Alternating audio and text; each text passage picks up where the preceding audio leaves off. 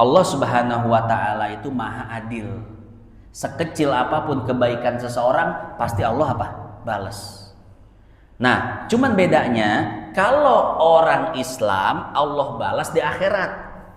Kadang juga di dunia, kadang di dunia dan pastinya di akhirat. Kalau orang kafir Allah balas kebaikannya, cuman di dunia saja. Orang kafir ketika berbuat kebaikan, beramal soleh, Allah balas, Pak. Berupa kesehatan badan, lancar rezeki, usahanya maju. Itulah balasan Allah kepada hambanya yang tidak beriman. Balasannya hanya di dunia saja. Pertanyaan dia, lah kenapa nggak bisa masuk surga? Saya bilang, karena kunci surga itu adalah la ilaha illallah. Sebanyak apapun amal seseorang, kalau nggak punya kuncinya, nggak bakal masuk surga. Kemudian kata Imam Haddad yang terakhir, wabtigo as-sawabil ladzi rattabahu subhana. Niat pertama prioritasnya mendekatkan diri pada Allah. Yang kedua, ini bukan prioritas ya. Yang kedua adalah mengharapkan pahala dari Allah. Kenapa? Karena Allah sudah menjanjikan pahala bagi orang yang beramal soleh. Cuman ingat kata Imam Haddad, Allah tidak wajib memberikan pahala. Tapi Allah memberikan pahala karena semata-mata kebaikan dan anugerahnya. Kalau boleh diringkas seperti ini, Allah memasukkan orang Islam, Allah memberikan pahala kepada hambanya karena kebaikannya, bukan karena kewajibannya. Ya, karena prinsipnya adalah wa ma alal ilahi syai'un yajibu. Itu diungkapkan oleh Imam Ibnu Ruslan di dalam kitabnya Zubat. Apa artinya? Tidak ada sedikit pun kewajiban kepada Allah. Jadi Allah itu Tuhan, Allah itu maha bebas, Allah itu maha semau gue. Allah itu tidak terkena kewajiban sedikit pun. Maka ketika ada hambanya yang berbuat amal soleh, Allah tidak wajib memberikan dia pahala. Ketika ada orang yang mati dalam keadaan Islam, iman, Allah tidak wajib memasukkan dia ke dalam surga. Orang kafir mati, Allah tidak wajib memasukkannya ke dalam neraka. Artinya apa? Artinya Allah melakukan itu semua bukan dalam konteks kewajiban, tapi karena kebaikan. Allah memberikan pahala kepada orang Islam karena kebaikan Allah. Allah memasukkan orang Islam ke dalam surga karena kebaikan Allah. Dan Allah memasukkan orang kafir ke neraka karena keadilan Allah, bukan karena Allah wajib memasukkan orang kafir ke dalam neraka. Karena konsep ketuhanannya seperti itu. Tidak ada kewajiban apapun terhadap Allah. Jadi yang namanya kewajiban itu kepada hamba, bukan kepada Tuhan.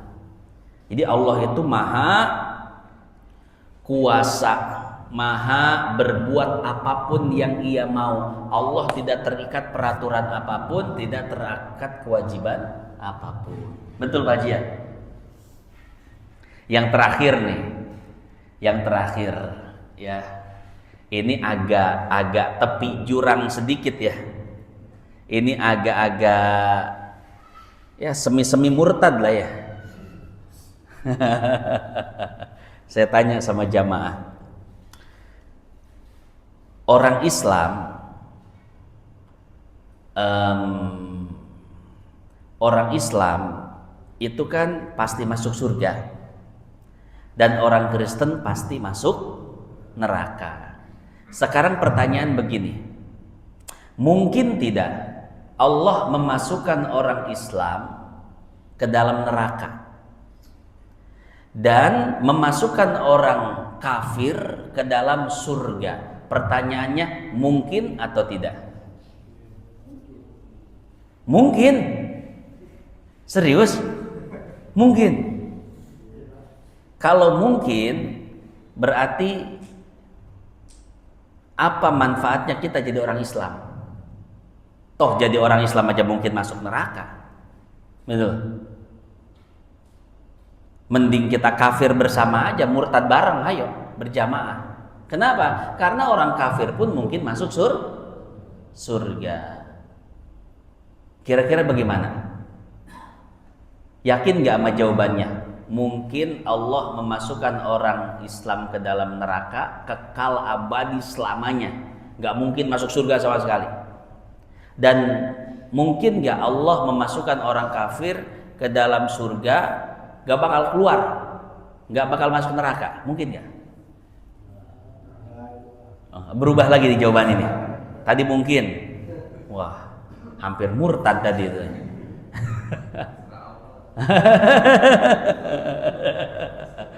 Ya, berarti berubah jawabannya. Allah tidak mungkin, berarti gitu. Allah tidak mungkin memasukkan orang Islam ke dalam neraka, dan Allah tidak mungkin memasukkan orang kafir ke dalam surga. Berarti nggak mungkin. Iya. Berarti kalau begitu Allah tidak maha kuasa. Allah terikat peraturan dong. Betul ya? Orang Islam wajib masuk surga, orang Kristen wajib masuk neraka. Begitu berarti? Berarti Allah enggak kuasa dong. Allah tidak qadir. Kan sifat Allah al-qadir, Allah maha kuasa. Allah fa'alu lima yurid. Beliau ia mensifati dirinya sendiri. Dia itu berhak melakukan apa yang dia mau. Tuh. Berarti kalau orang Islam wajib masuk surga, orang Kristen wajib masuk neraka, enggak ada kemungkinan selain itu. Berarti Allah enggak fa'alun lima yurid. Berarti Allah enggak al-qadir.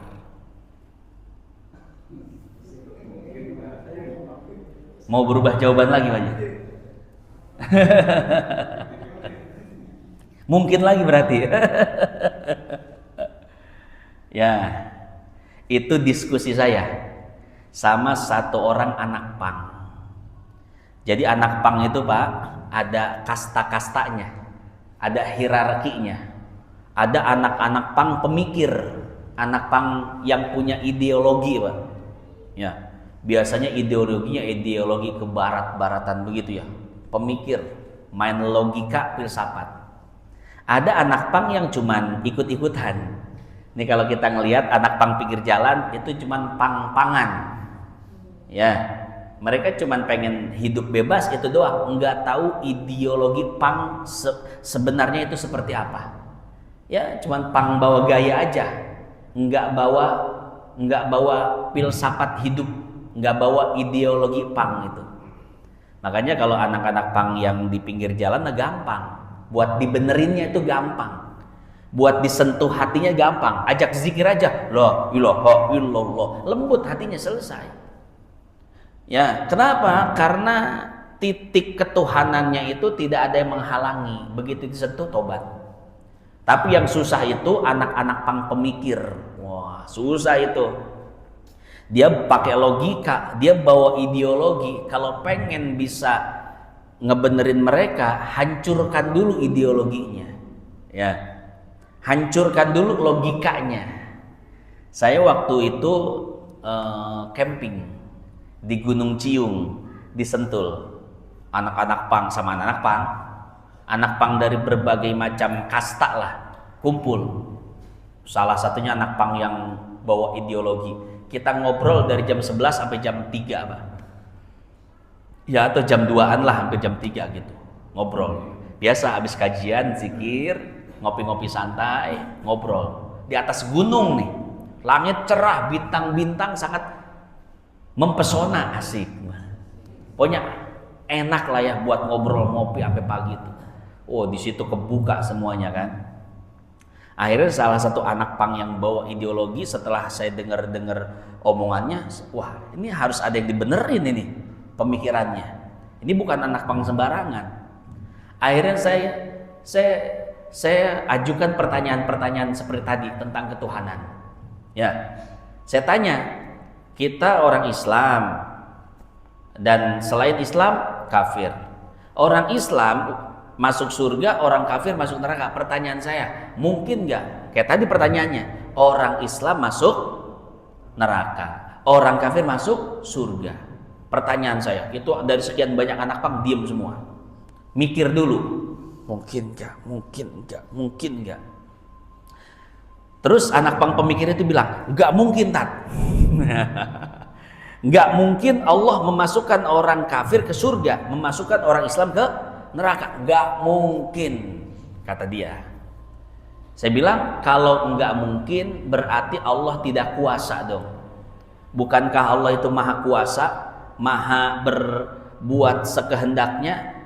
Kalau tidak mungkin Allah memasukkan orang kafir ke dalam neraka, orang Islam ke dalam surga, berarti Allah tidak mampu. Diem lagi dia. Diem, ada yang ngasih jawaban, saya bantah lagi. Ada yang ngasih jawaban, bantah lagi. Diem, mikir. Wah, itu berjam-jam itu. Diem, hening, ntar jawab lagi. Ntar saya jawab lagi, diem, hening lagi. Setelah ngasih jawaban itu, saya balik lagi. Saya kasih waktu lagi buat jawab, mikir. Setelah itu jawabannya berubah, persis kayak tadi. Ya, tadi kan jawabannya nggak mungkin. Setelah itu jawabannya jadi mungkin Ustaz. Wah, mungkin. Wah, beda lagi jawabannya ini. Mungkin, betul. Kalau mungkin, saya bilang, kenapa kita harus Islam? Kita murtad berjamaah aja, toh orang kafir juga masuk surga. Diem lagi. Udah lama selesai nih. Geus tunduh orangnya. Udah saya kasih jawabannya. Begini jawabannya, ya.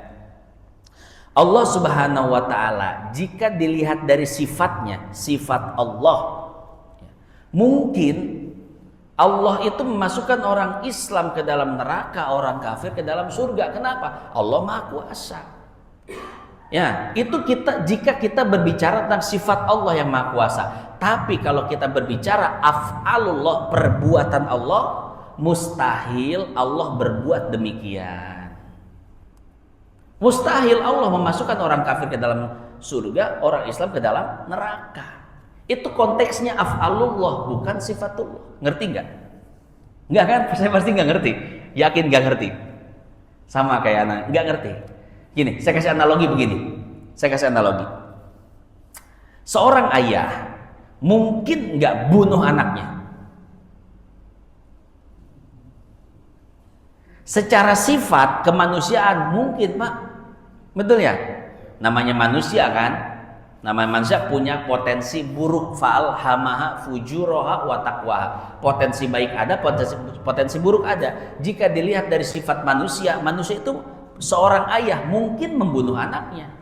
Tapi kira-kira akan dilakukan tidak oleh ayahnya? Tidak mungkin dilakukan. Secara sifat mungkin, secara perbuatan tidak mungkin dilakukan. Jadi seperti itulah Allah Subhanahu wa taala. Kalau kita melihat sifat Allah, mungkin semuanya Allah lakukan, Pak. Mungkin itu mungkin. Apapun yang Allah inginkan mungkin, ya seperti salah satu tadi, orang kafir mungkin Allah masukkan ke, ya terserah Allah kalau kita lihat sifatnya. Tapi kalau kita ngelihat perbuatannya, gak mungkin.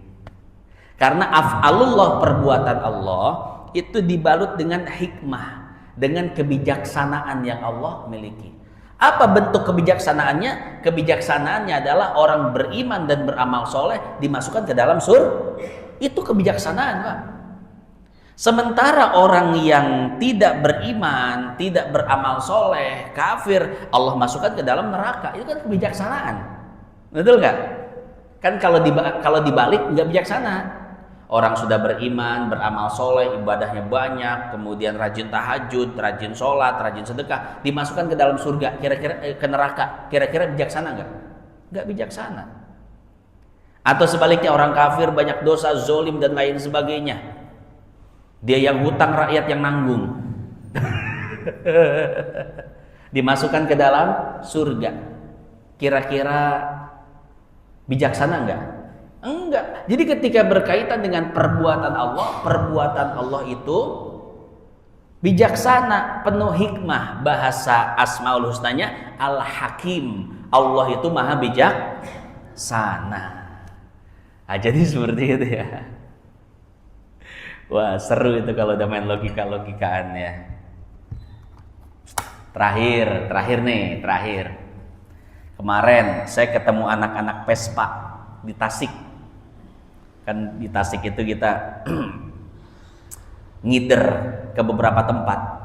Ya, ke anak-anak punk, anak-anak Vespa, anak yang di jalannya lagi tatoan lagi pada ngamen, angkut juga.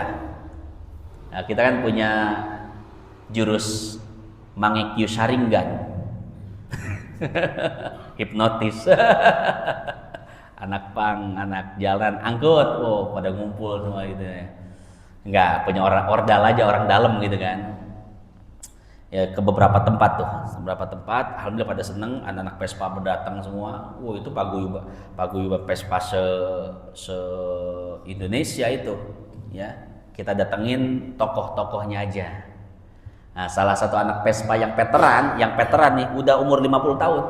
Kan ada yang veterannya, ada anak mudanya, kumpul semua. Yang veteran nanya, saya pengen nanya katanya. Ini kritis juga nih. Kalau orang kafir berbuat kebaikan, orang kafir baik banget, dia masuk surga enggak? Kan baik, banyak nolong orang dan lain sebagainya, baik. Dia bisa masuk surga. Kalau nggak bisa, kenapa? Kenapa dia nggak bisa masuk surga? Saya bilang gini, ya Pak, Allah Subhanahu wa Ta'ala itu maha adil. Sekecil apapun kebaikan seseorang, pasti Allah apa? Balas. Nah, cuman bedanya kalau orang Islam Allah balas di akhirat. Kadang juga di dunia, dan pastinya di akhirat. Kalau orang kafir, Allah balas kebaikannya, cuman di dunia saja. Orang kafir ketika berbuat kebaikan, beramal soleh, Allah balas, Pak. Berupa kesehatan badan, lancar rezeki, usahanya maju. Itulah balasan Allah kepada hambanya yang tidak beriman. Balasannya hanya di dunia saja. Pertanyaan dia, lah kenapa nggak bisa masuk surga? Saya bilang, karena kunci surga itu adalah la ilaha illallah. Sebanyak apapun amal seseorang, kalau nggak punya kuncinya, nggak bakal masuk surga. Saya analogiin, Bapak kan anak-anak Vespa nih. Nah, ada satu orang pengen gabung sama anak Vespa, pengen touring bareng. Mereka itu kan sering touring tuh anak Vespa. Sering touring bareng. Tapi motornya bukan Vespa. Motornya Ninja H2C yang harganya 1M. Ya, Vespa berapa duit sih harganya ya? Ini ada satu orang pengen ikut tapi motornya bukan Vespa, motor mahal. Kira-kira diajak nggak? Oh, nggak bakal diajak. Seperti itulah ibarat orang tidak beriman, sebanyak apapun amalnya, sebaik apapun dia, kalau nggak jadi member, nggak punya kunci, nggak bakal masuk surga. Itu orang kan motornya bagus, Ninja H2C 1 miliar, tapi nggak punya member, ya nggak mungkin diajak touring sama anak-anak Vespa. Betul-betul masuk akal ya. Ya orang kafir sebanyak apapun amalnya, sebaik apapun dia nggak punya member, Pak, nggak punya kunci, ya jadi seperti itu. Benerin tuh pemikiran kita, karena sekarang itu sudah disekularisasi kita. Coba tanya Pak, orang-orang di kota tuh pasti begitu pemikirannya. Loh, kenapa orang non muslim, orang kafir nggak bisa masuk surga padahal dia baik? Akhirnya timbullah pertanyaan, bagaimana kalau orang Islam zolim, jahat, luar biasa dengan orang kafir yang baiknya luar biasa? Kenapa orang Islam yang zolim, jahat ini bisa masuk surga, yang baik masuk neraka cuman karena tidak beriman? Oh, lahir pertanyaan-pertanyaan seperti itu. Kenapa? Karena akidahnya tidak dimantapkan seperti itu. Nah, itu semua terjawab sebetulnya kalau kita belajar al-hikam, ya, belajar tauhid dan lain sebagainya. Hadirin jamaah yang dimuliakan Allah, ya itulah pembahasan kita pada kesempatan kali ini. Mudah-mudahan yang sedikit ini manfaat